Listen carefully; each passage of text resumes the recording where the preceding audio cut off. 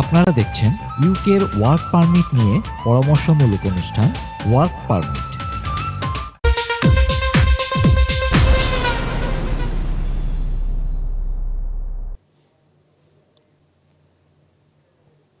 সুপ্রিয় দর্শক, ফিরে আসলাম একটি ছোট বিরতির পর।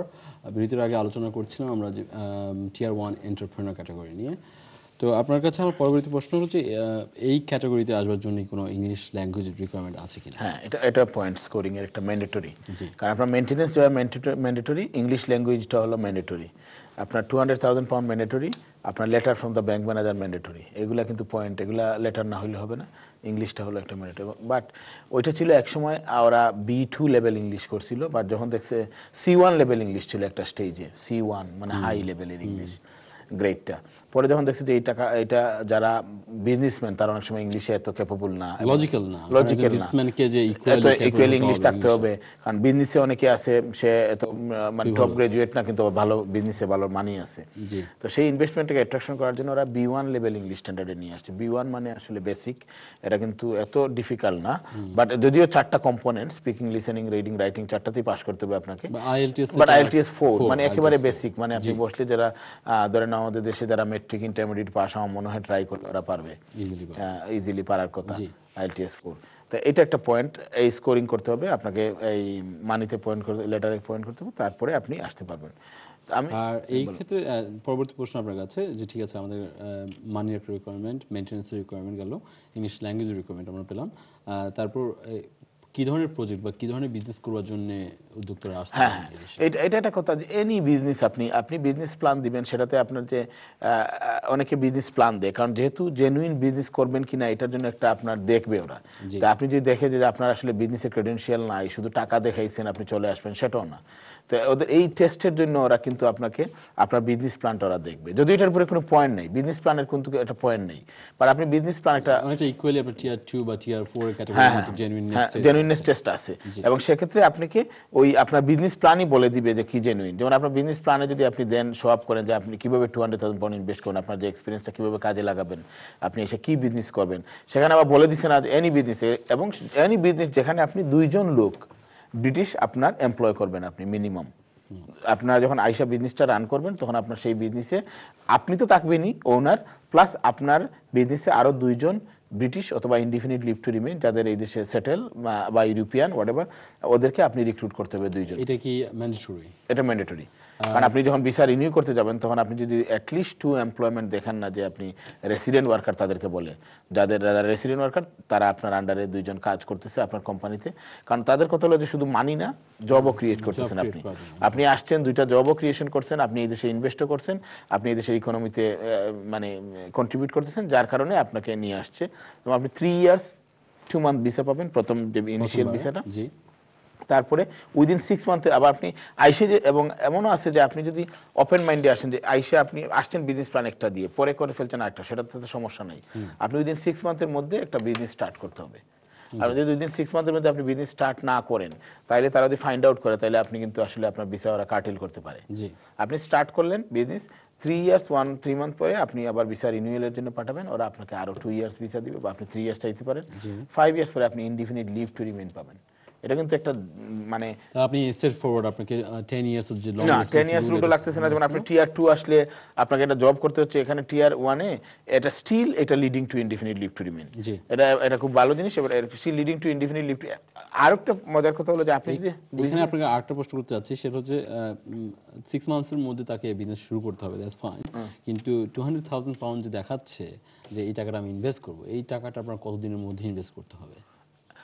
হ্যাঁ, এটাও কিন্তু আপনি 6 মান্থের মধ্যে বিজনেস স্টার্ট করতে হবে, কিন্তু আপনি টাকাটা আসলে ওভার দ্য ইয়ারে ইনভেস্ট করেন, সেটা কোনো কথা না। যে আপনি 6 আইসি যে 200,000 পাউন্ড ঢুকিয়ে দিলেন সেটাও না।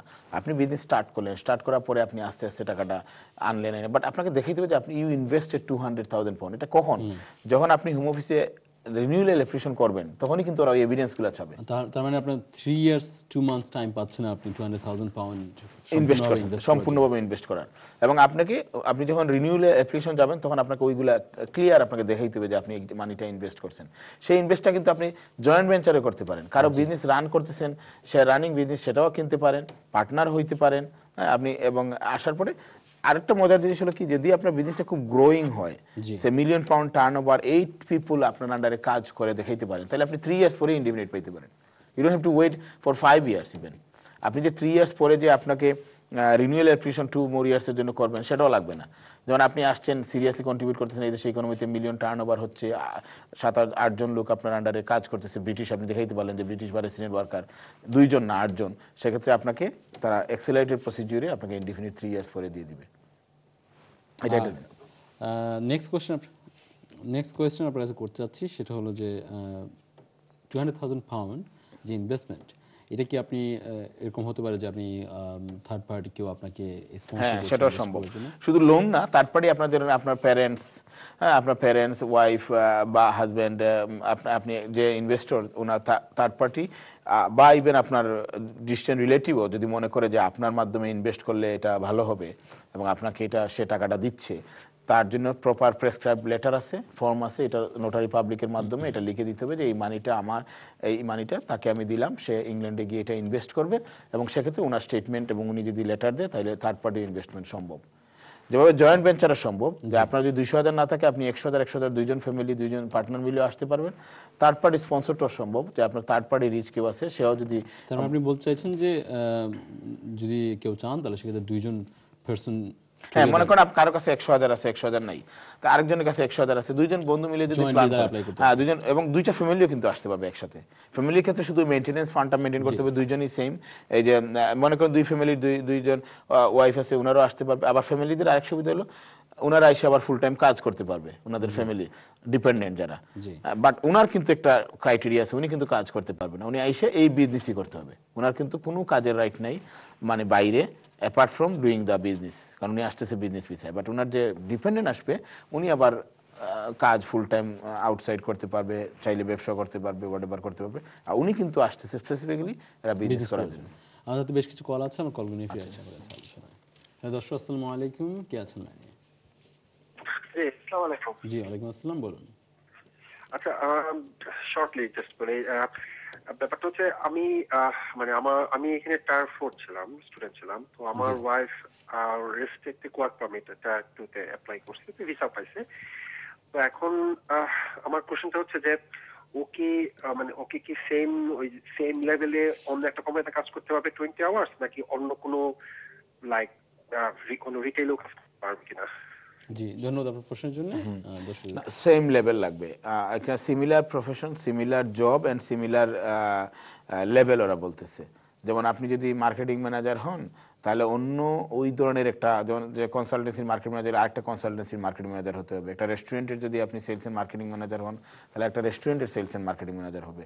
কিন্তু আপনি যদি অন্য একটা বিজনেসের মার্কেটিং ম্যানেজার, তারা ওইটা বলবেন, ওরা বল সিমিলার সেক্টর, ক্লিয়ার বলে দিছে যে সিমিলার বিজনেস হইতে হইব। এখানে আর একটু যে শর্টেজ অকুপেশনের ক্ষেত্রে হ্যাঁ, এটা একটা কি আছে যে উনি যদি শর্টেজ অকুপেশন হয়, তাহলে সেক্ষেত্রে সিমিলার জব এবং সিমিলার রুলটা লাগবে না। যেমন রেস্টুরেন্টের শেফ, এটা শর্টেজ অকুপেশন। তারপর একটা সফটওয়্যার কিছু আছে, যেমন গ্রাফিক ডিজাইনিং, এগুলা টিভিতে এগুলাতে কিছু শর্টেজ অকুপেশন লিস্ট আছে, ওগুলাতে আবার 20 আওয়ার্সের ক্ষেত্রে ওনার ওই যে সিমিলার লেভেল লাগবে না। আচ্ছা, জি ধন্যবাদ। চলে যাচ্ছি পরবর্তী কলারের কাছে। হ্যালো দর্শক, কে আছেন লাইনে? হ্যালো। জি, আসসালামু আলাইকুম, শুনছি। হ্যালো, আমার কথা শুনতে পাচ্ছেন? জি, শুনতে পাচ্ছি, আপনি স্টুডিওতে কথা বলছেন। আচ্ছা, আমি খালেদ, আমি সাউদাম্পটন থেকে বলছি। জি, বলুন। আমি এখানে টায়ার 2 ভিসাতে আছি আর কি। আমার 5 বছর হচ্ছে নেক্সট জুলাইতে। তো আমার ডিপেন্ডেন্ট আছে আমার ওয়াইফ এবং আমার বাচ্চা ইউকে তে বর্ন। তো আমি জানতে চাচ্ছি আইএলআর এর অ্যাপ্লাইয়ের সময় আমি কি বাচ্চাকে ইনক্লুড না করতে পারি কিনা, কারণ আমি জানি যে বাচ্চা নাকি অটোমেটিক্যালি কোয়ালিফাই করে সিটিজেনশিপের আফটার আইএলআর, আমার আইএলআর।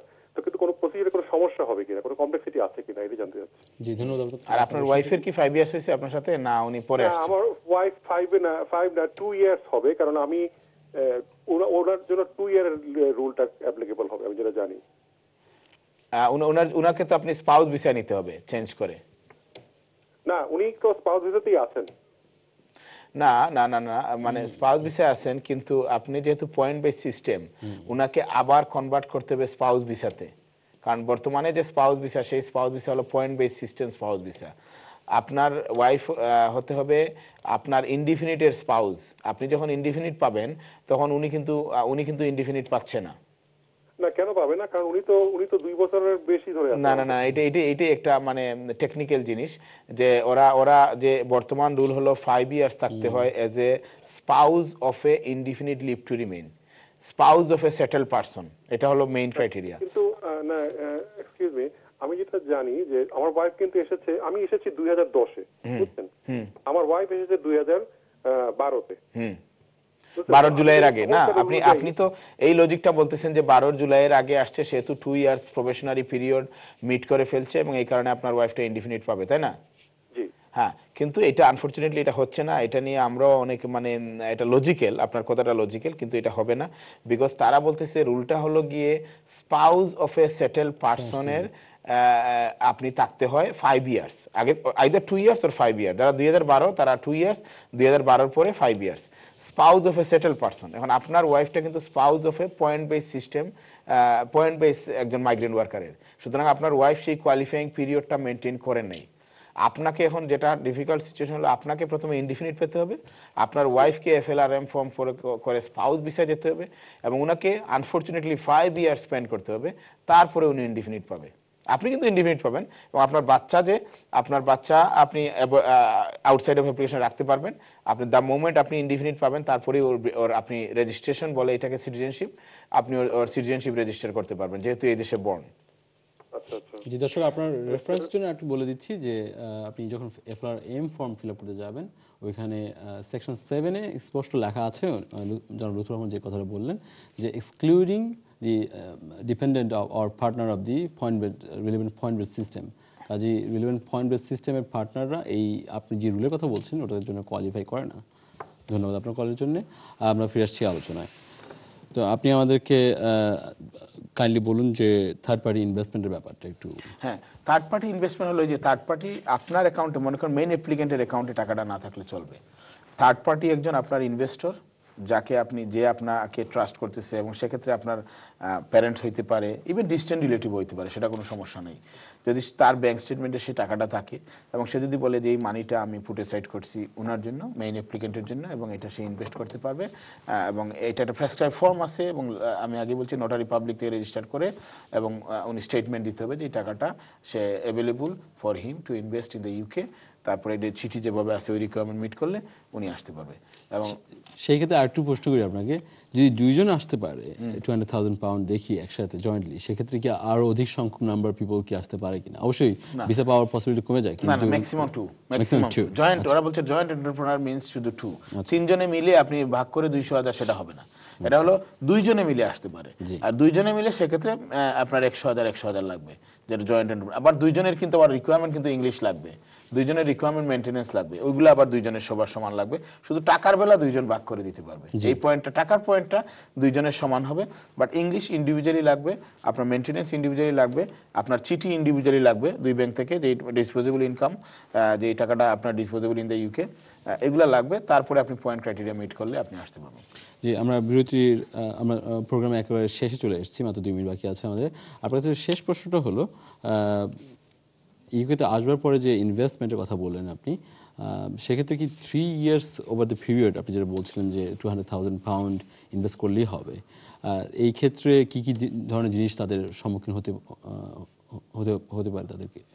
মানে যখন আপনি রিনিউয়ের সময় জিনিসটা ওরা চাবে যে আপনার ব্যাংক স্টেটমেন্ট চাবে, যে আপনি মানিটা কিভাবে ইনভেস্ট করছেন, কি করছেন, মানে আপনার অনেক রিকোয়ারমেন্ট আছে। যখন রিনিউয়ের ফর্মে আপনাকে এই জিনিসগুলো ভালো করে দেখাবে যে আপনি কি ইনভেস্ট করলেন, কারণ তারা ওই জিনিসটা HM রেভিনিউ এবং সব কিছু চেক করবে, আপনার বিজনেস দেখবে, আপনাকে আসলে 2 জন মানুষ রিক্রুট করছেন কিনা, কারণ এবং বিজনেসটা রান করতেছেন কিনা, আপনি কি মাত্র জাস্ট স্টার্ট করলেন কিনা, বা 6 মাস আসার পরেই স্টার্ট করছেন কিনা, 6 মাসের মধ্যে, এগুলো দেখবে।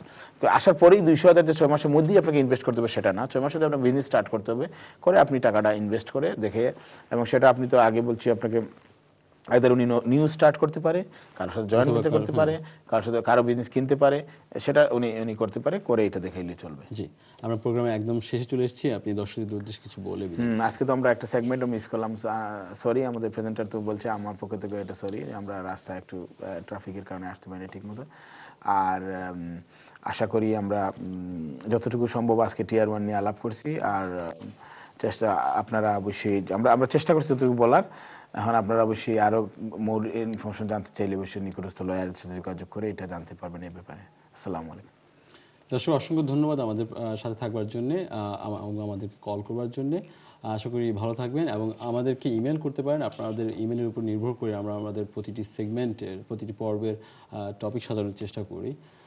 তো কাজেই আপনাদের ইমেল পাওয়ার প্রত্যাশা রইলাম এবং আশা করি ভালো থাকবেন, সুস্থ থাকবেন। ধন্যবাদ।